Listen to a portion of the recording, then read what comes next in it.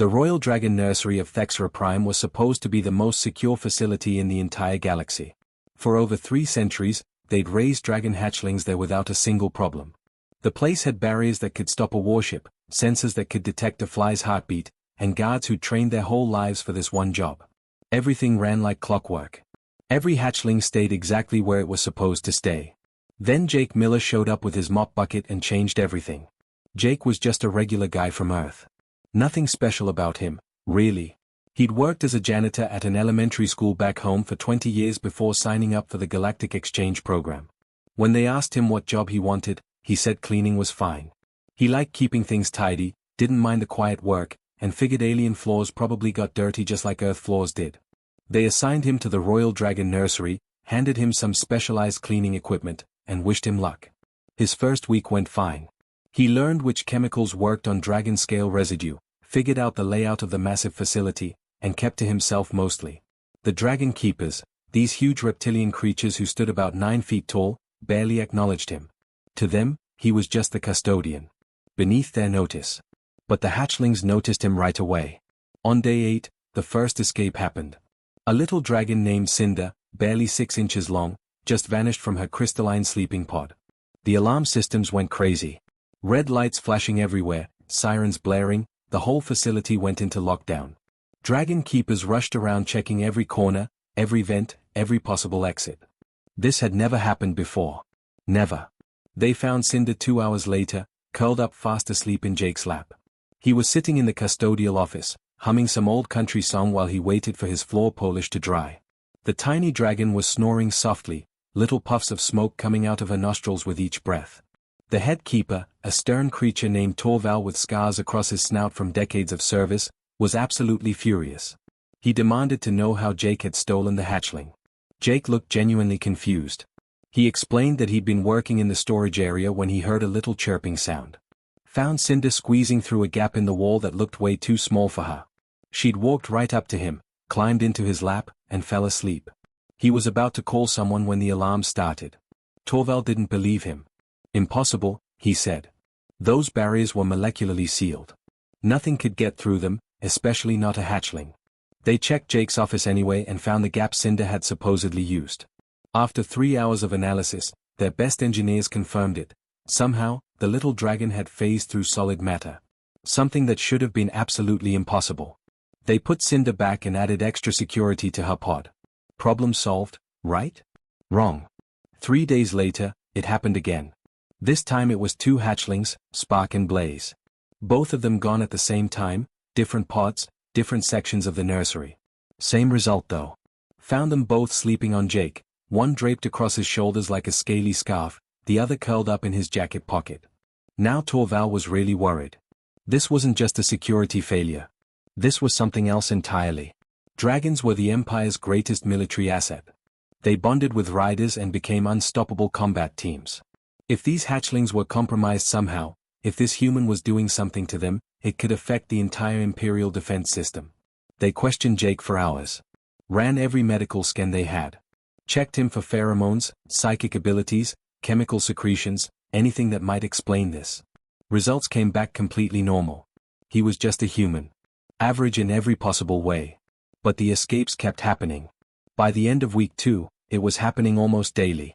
Different hatchlings each time, sometimes alone, sometimes in groups.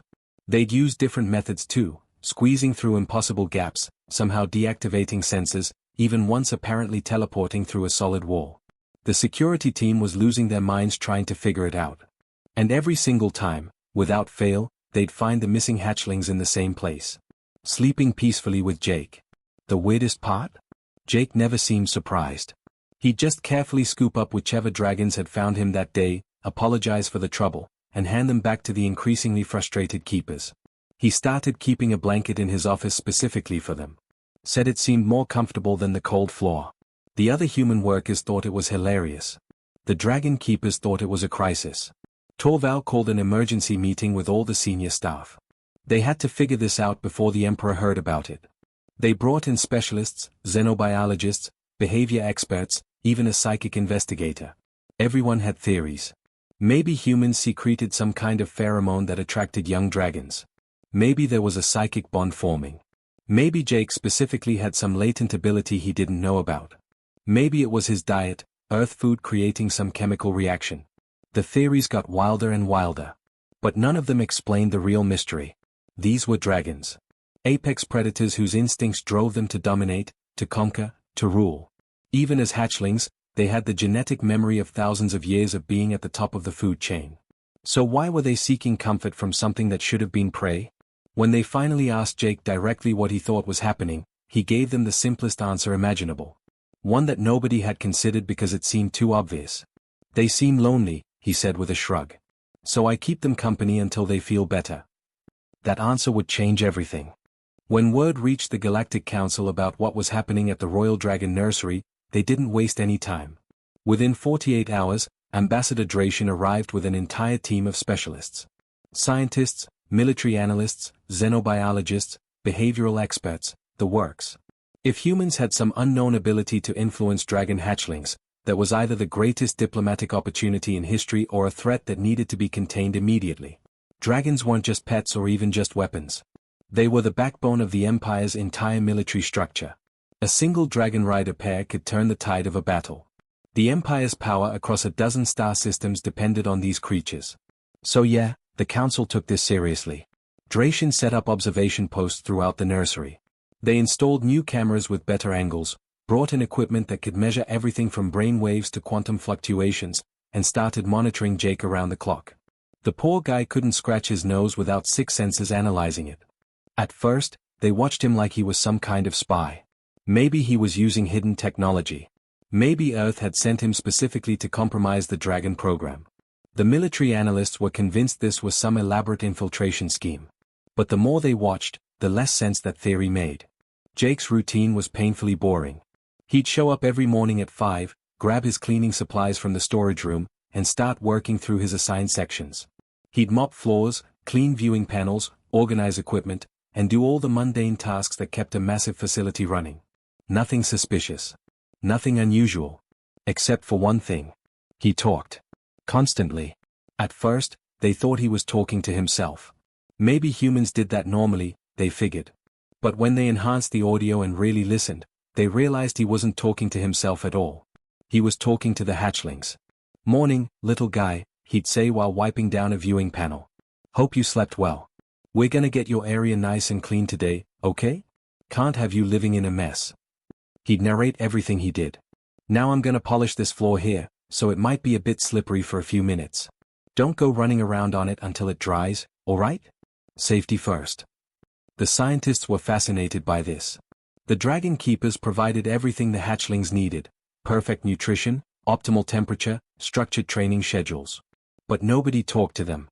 Why would they? The hatchlings couldn't understand language yet. Their brains weren't developed enough. Talking to them served no practical purpose. But Jake didn't seem to care about practical purposes. He just did it anyway. One of the human scientists on the team, a woman named Dr. Beth Rodriguez who specialized in child psychology, started noticing patterns. The hatchlings that Jake talked to most often were the ones who escaped most frequently. And they didn't just escape randomly, they escaped when Jake was alone, during his breaks or at the end of his shifts. Like they were specifically looking for him. She brought this up to Narration. "I think we're asking the wrong questions," she said. "We keep trying to figure out what Jake is doing to them. Maybe we should be asking what they're doing to get to him." That shifted the whole investigation. They started studying the hatchlings more carefully. And that's when they realized something that should have been obvious from the start. The dragons weren't being controlled or influenced. They were making choices. Active, deliberate choices. On day 12 of the observation period, they caught something remarkable on camera. A hatchling named Storm was in his pod, supposedly resting. But he wasn't resting at all. He was watching Jake through the transparent wall, tracking his movements with intense focus. When Jake moved to a different section, Storm's head followed. The little dragon was completely fixated on him. Then, when the keepers left for their shift change, Storm made his move. The cameras caught everything. He approached the barrier, pressed his tiny claws against it, and just concentrated. His scales started glowing faintly. The molecular barrier flickered. And suddenly Storm was on the other side, trotting down the corridor toward Jake's location like he had a GPS tracker built into his brain. The scientists couldn't believe what they were seeing. This wasn't some accident. This wasn't random. The hatchling had somehow learned to manipulate energy fields that should have been completely beyond his capabilities. And he'd done it for one specific purpose: to find Jake. They tracked Storm through the facility. He navigated 3 levels, went through 2 security checkpoints by waiting for doors to open, and somehow avoided being spotted by any of the keepers on duty. Finally reached Jake's office and scratched at the door. The cameras inside showed Jake looking up from his lunch, smiling when he saw Storm. "Hey buddy, you escape again," he said, like this was the most normal thing in the world. He opened the door, let the little dragon in, and Storm immediately climbed into his lap. Within 30 seconds, the hatchling was asleep. No force. No coercion. No mysterious influence. Just a baby creature seeking comfort from someone who made him feel safe. Dr. Rodriguez called another meeting. "I think I understand what's happening," she announced. "It's not complicated. It's actually incredibly simple. Jake treats them differently than everyone else here does." She explained her theory. The dragon keepers were professionals. Highly trained, incredibly skilled, completely dedicated to their work. They provided optimal care based on 300 years of refined techniques. Everything they did was designed to produce the healthiest, strongest, most capable dragons possible. But that approach had a blind spot. It treated the hatchlings as products in development, not as individuals with emotional needs. Feed them the right nutrients at the right times. Maintain proper environmental conditions. Begin training protocols at developmentally appropriate stages. Everything by the book. Everything optimized. Jake didn't have a book. He just had his instincts from raising 3 kids back on Earth. When he saw a hatchling, he didn't see a future weapon or a military asset. He saw a baby. And he treated them the way you treat babies, with warmth, attention, and casual affection. "Watch how he interacts with them," Dr. Rodriguez said, pulling up footage. "He doesn't just feed them or clean their areas. He checks on them individually. He notices their moods. He remembers which ones are shy and which ones are bold. He's given them all personalities in his mind." The footage showed Jake talking to a hatchling named Ash. "You're looking a bit down today, little one. You feeling okay?" He'd noticed that Ash was moving slower than usual, seemed less energetic. The official monitoring systems hadn't flagged anything wrong. All of Ash's vital signs were normal. But Jake had noticed anyway, just from observation.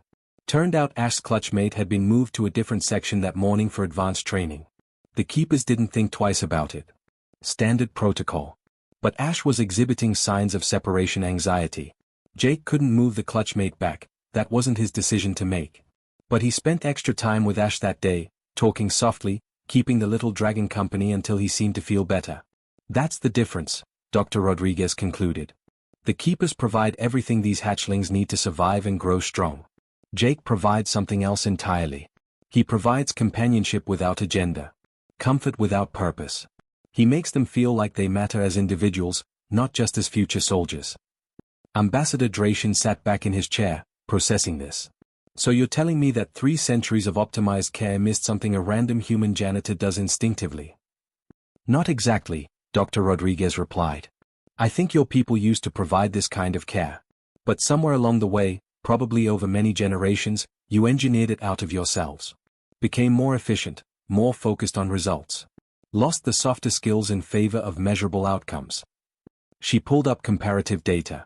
"Humans are weird in the galactic community because we never specialized. We're not the strongest or the fastest or the smartest.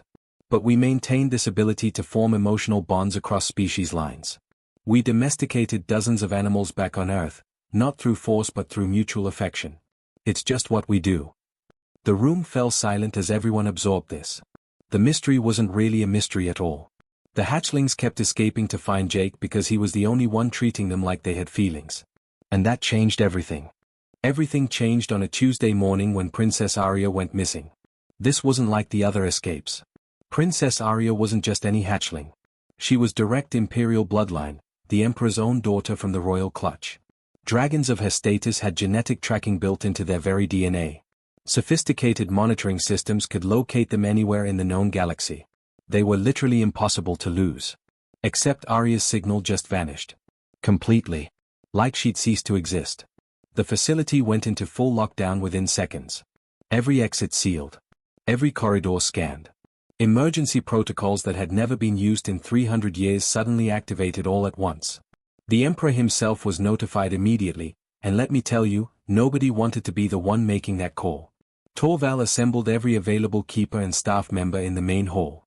His voice was shaking, which was terrifying because Torval never showed fear. Find her.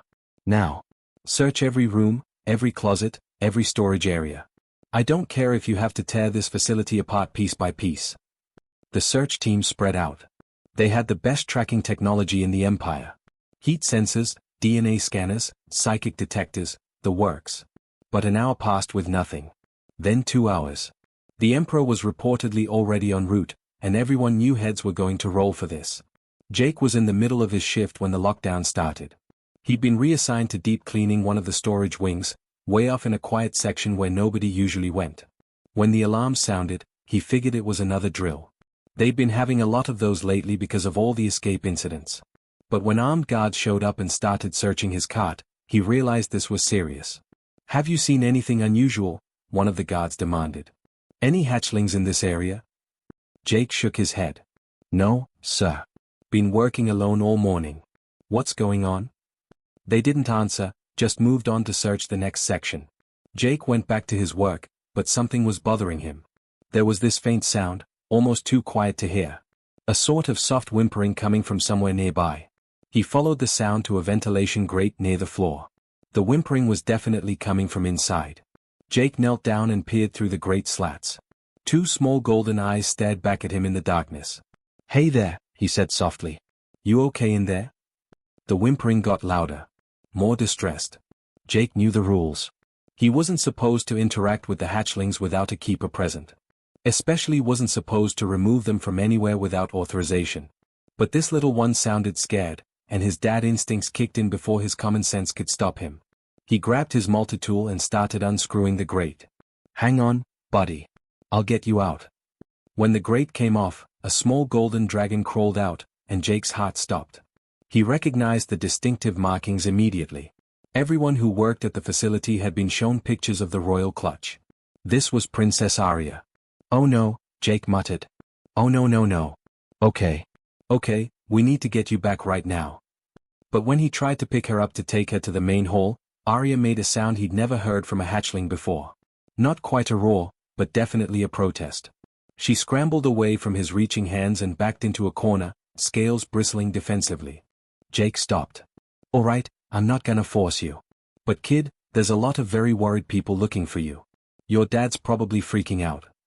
Arya just stared at him with those big golden eyes. And that's when Jake noticed she was shaking. Not from cold, the facility was climate controlled perfectly. She was trembling with fear. He sat down on the floor, making himself less threatening. You're scared, aren't you?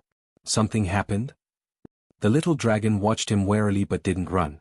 Jake stayed still, just sitting there quietly. After a few minutes, Arya took a tentative step forward. Then another. Finally, she climbed into his lap and buried her face against his chest, making that whimpering sound again. Jake carefully wrapped his arms around her. It's okay. You're safe now. Whatever scared you, it's gonna be all right. That's exactly when Torval found them.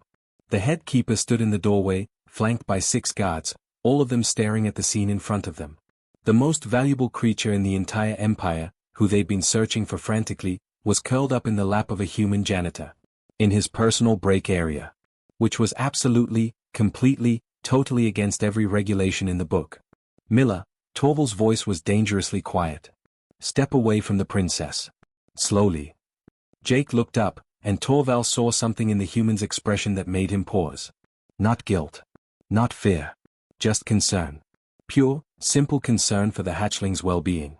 She's scared of something, Jake said. I don't think we should move her too fast. You don't think? Torval's scales flushed darker with anger. You don't have the authority to think. You've removed a royal hatchling from the facility's monitoring systems and brought her to an unauthorized location. Do you have any idea what you've done? I found her in a ventilation shaft, Jake replied calmly. She was hiding. Crying. I'm pretty sure she turned off her tracking signal herself because she didn't want to be found. That stopped everyone cold. Impossible, one of the keepers said. Hatchlings can't control their genetic markers. The technology doesn't work that way.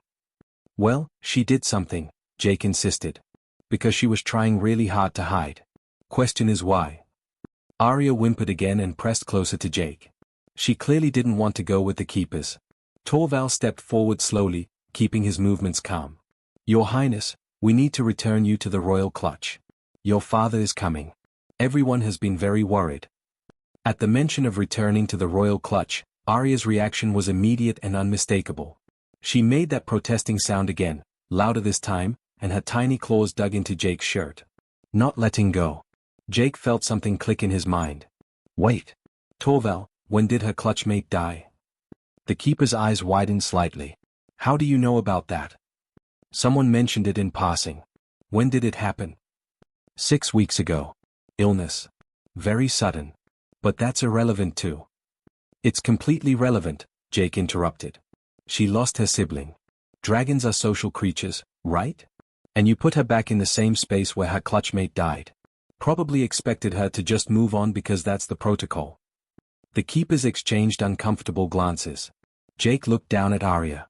You're lonely, aren't you? And probably sad. And nobody even asked if you were okay. They just kept going with the schedule like nothing happened. Torval opened his mouth to argue, then closed it. Because he couldn't argue. That's exactly what they'd done.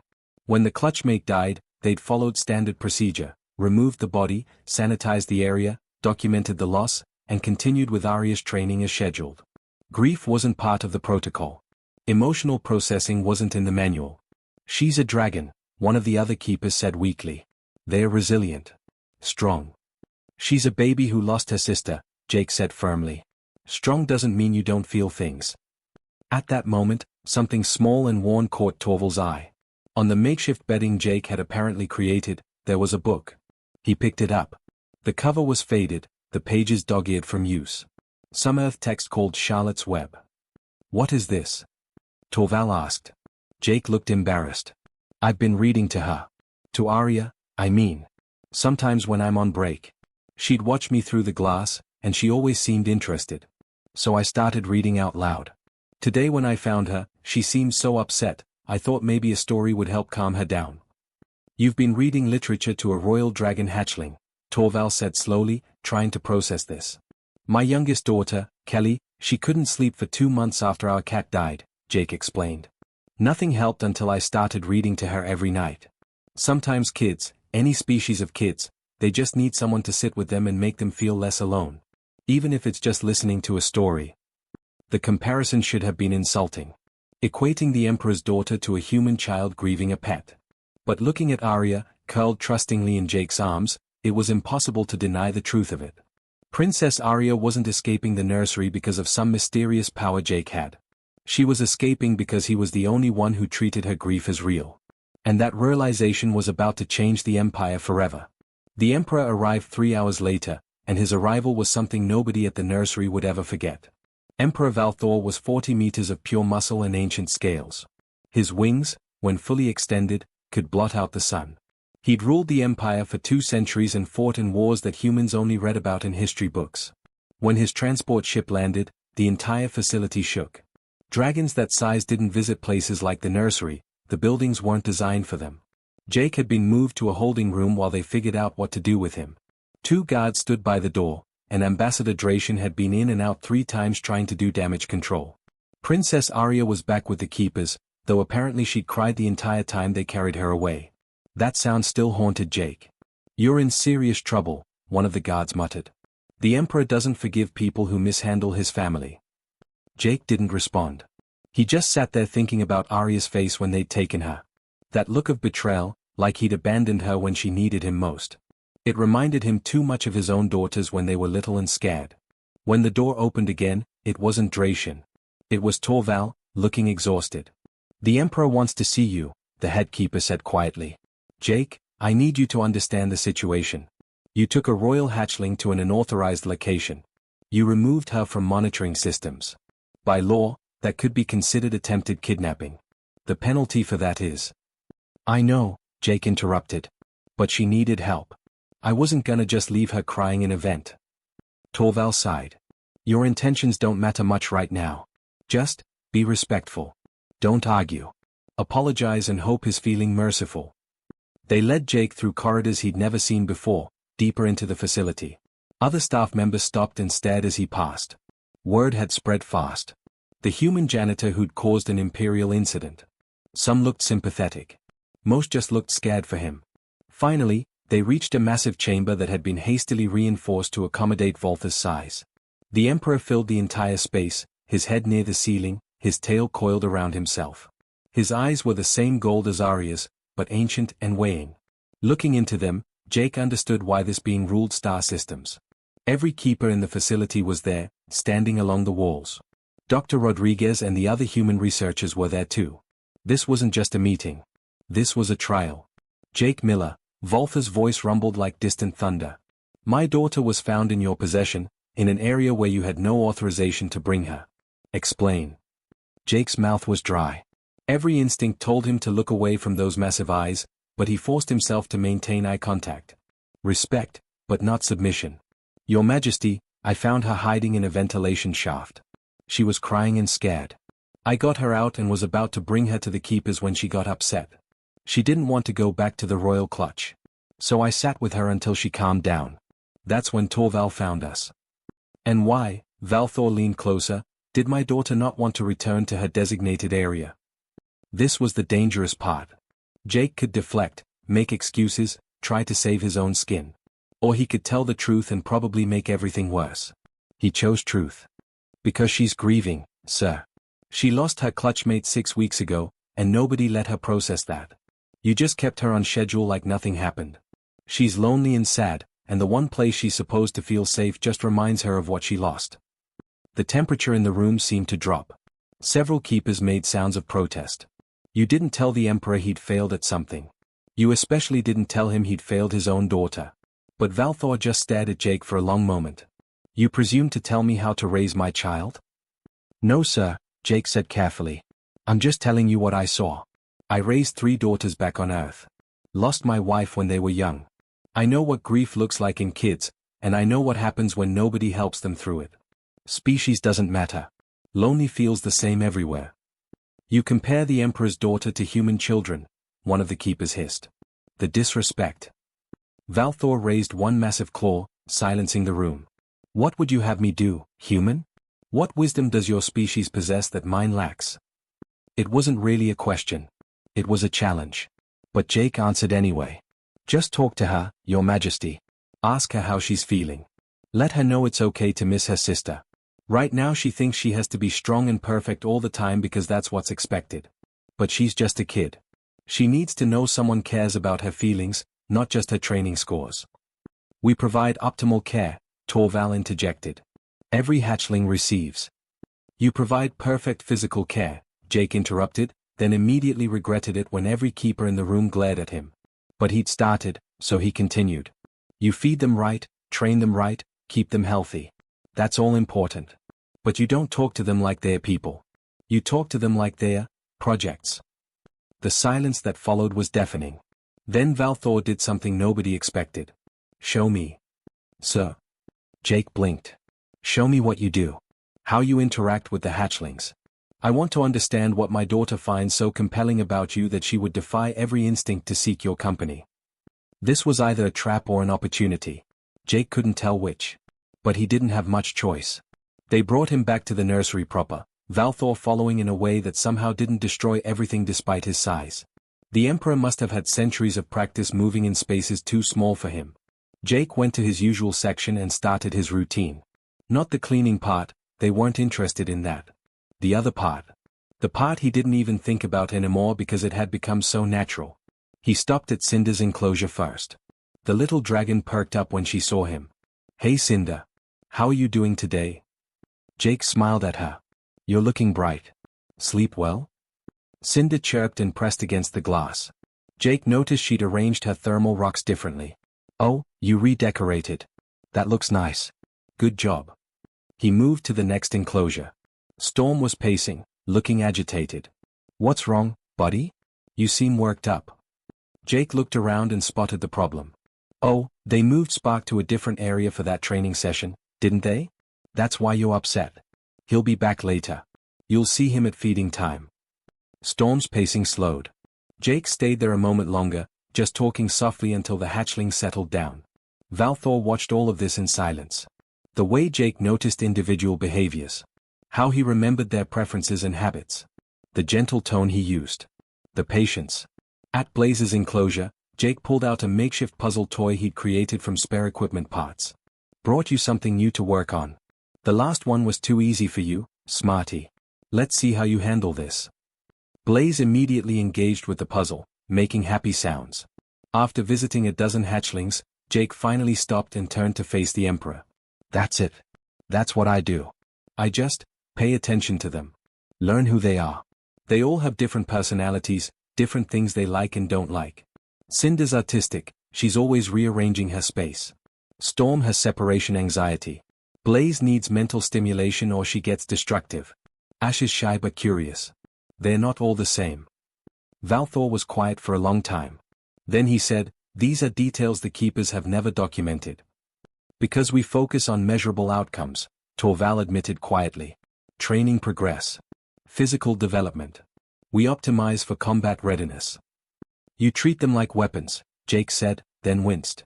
Sorry, that came out harsh. I just mean, they're gonna be warriors, yeah.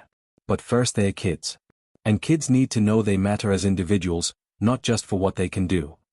The Emperor moved closer to the enclosures, studying the hatchlings with new eyes. They all watched him, some with awe, some with fear.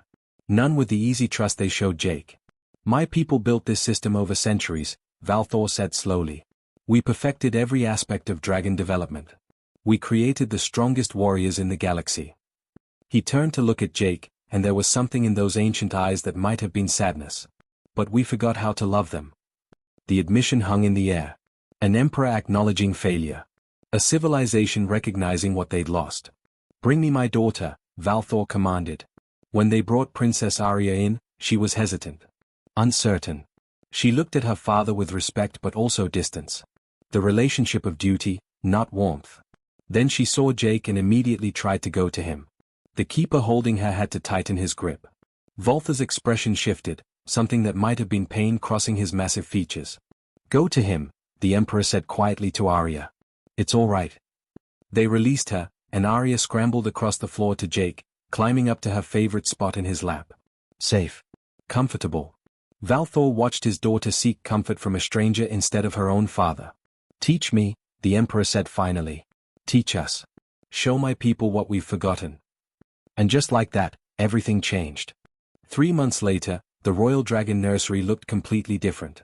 Not physically, the building was the same, the equipment was the same, even most of the staff was the same. But the atmosphere had changed so completely that visitors from other facilities barely recognized the place. Where there used to be silence and rigid efficiency, now there was sound. Laughter. Conversation.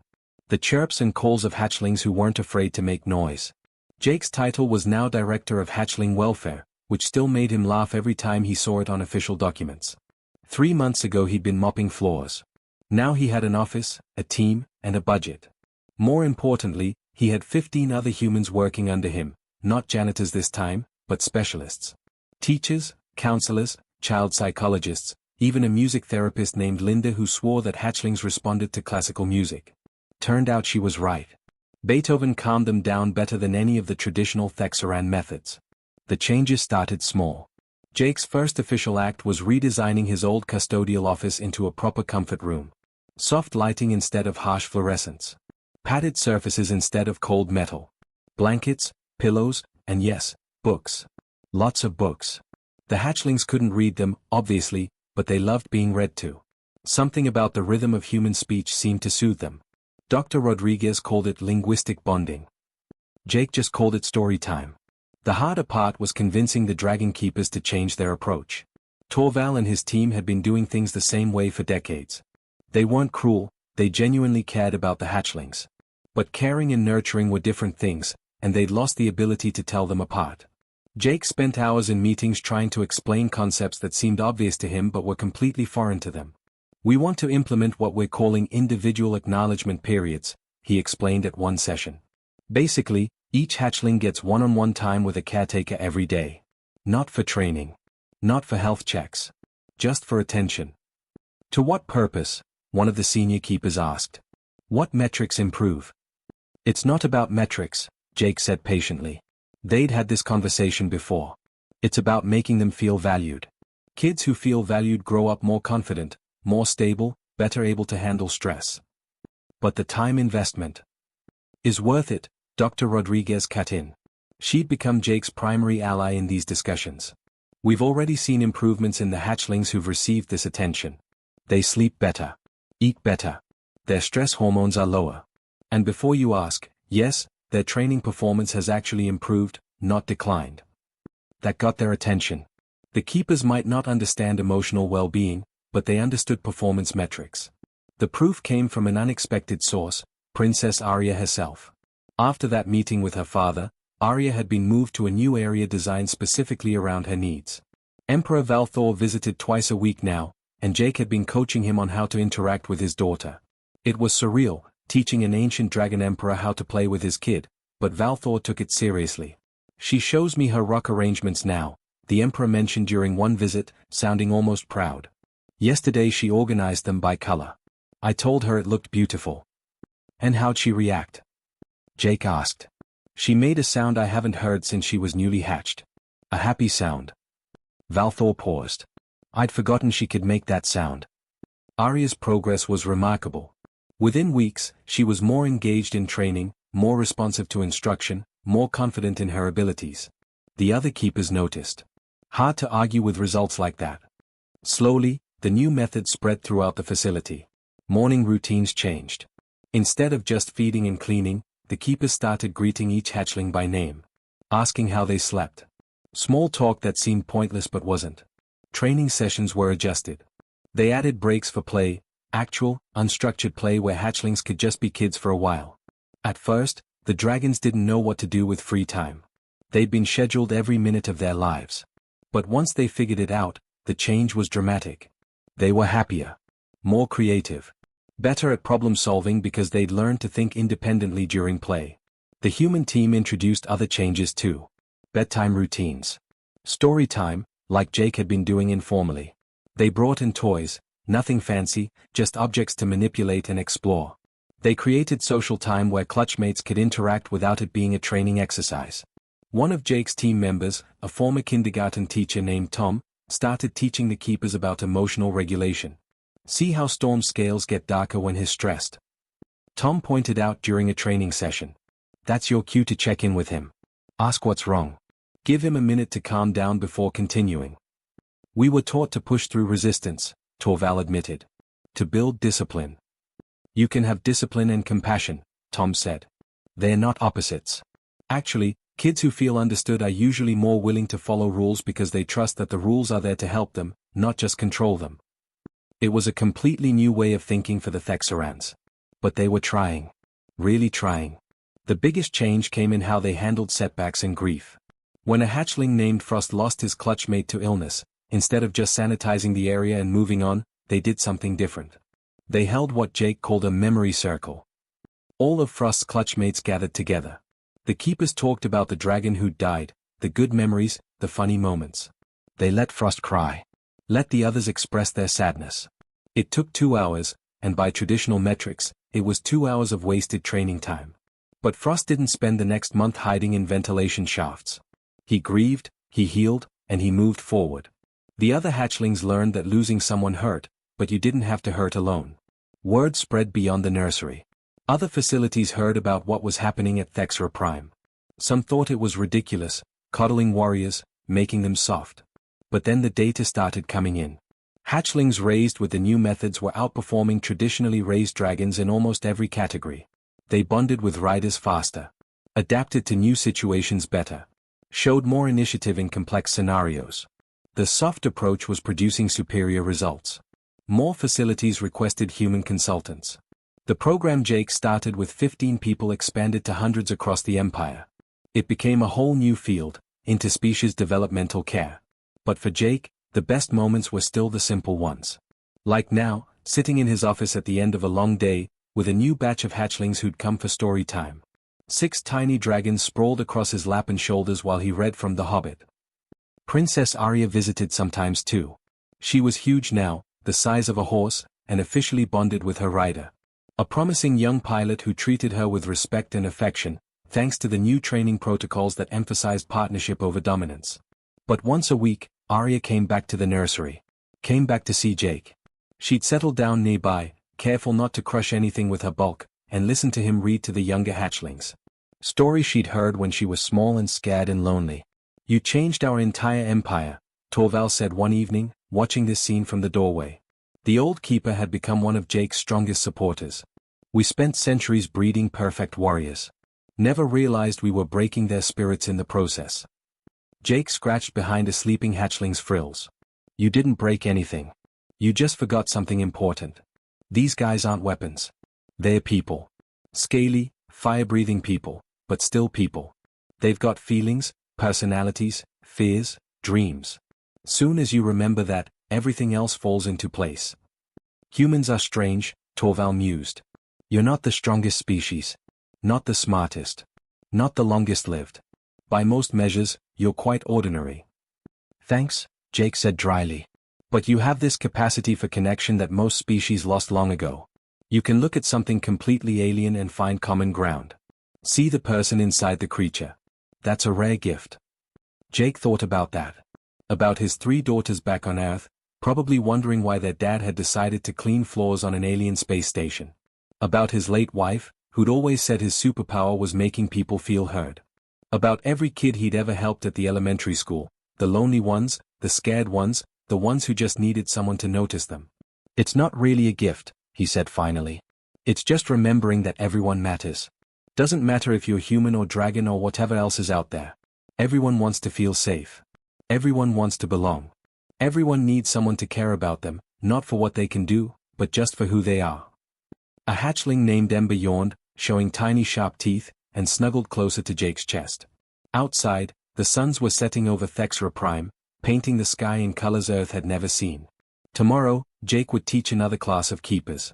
Help implement the new protocols in another wing. Continue the slow work of changing an entire culture's approach to raising their most precious resource. But tonight, he'd just sit here with a lap full of sleepy baby dragons and finish this chapter about a hobbit who left home looking for adventure. Because sometimes the most important thing you could do, the thing that changed everything, was simply making sure nobody felt alone. Even dragons needed someone to tuck them in at night. And humanity's greatest contribution to the Galactic Empire wasn't technology or military strategy or scientific breakthrough. It was remembering that love mattered more than optimization. That kindness was strength. That taking care of each other, really taking care, with patience and attention and heart, was what made community survive. The hatchlings slept on, dreaming whatever dragons dreamed, safe in the knowledge that someone would be there when they woke up. And across the empire, that simple truth began spreading like wildfire.